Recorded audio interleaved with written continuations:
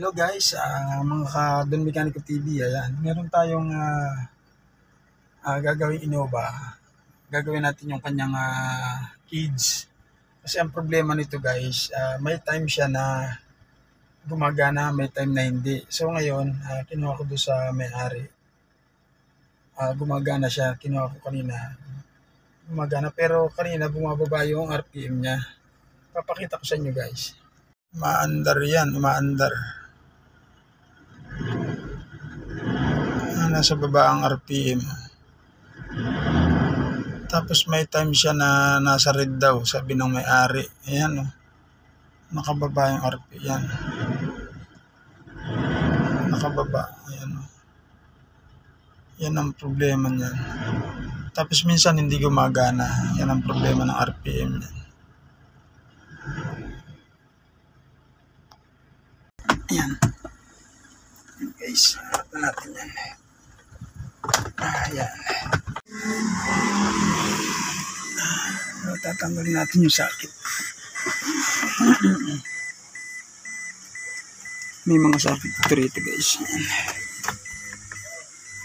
Ayan.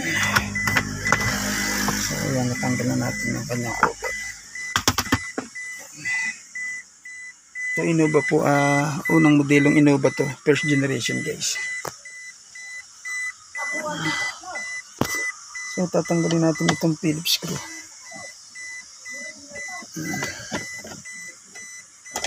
Tanggalin natin ito guys. Ito si itong Phillips din. Kaya natin susi. May tatlong Phillips siya dito guys sa ilalim. Yan yung isang Phillips andun. Tapos dito sa kabila. Ayan, tatanggalin natin yan guys. So guys, tanggalan natin yung mga Phillips screw niya. Ayan, handa na siya. Ayan na yung itsura niya guys. So, kung mapapansin nyo, may sakit siya dyan guys. Bali dalawa yung sakit niya, malalaki dyan. Ayan, iangat lang natin dyan. Ayan guys, itong ito na nga yung gauge na guys na tinatanggal natin yung dalawang pilitas. Angat lang natin itong takip niya. Ayan.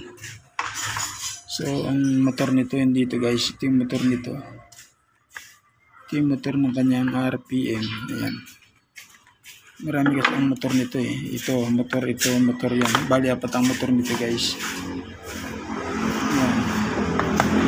So, tinanggal na natin yung motor niya. Titingnan natin dito. So, ibabaw niya guys.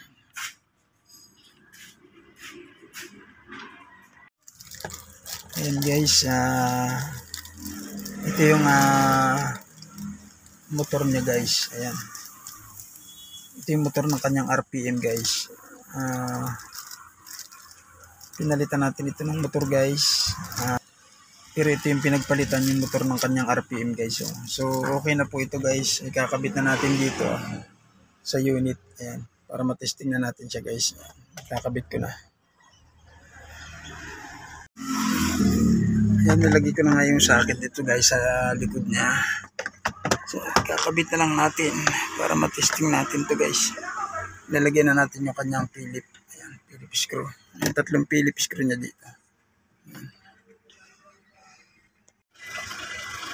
Ayan guys, testingin natin ulit. Ito yung final. Start na natin. Ayan guys, okay na siya guys.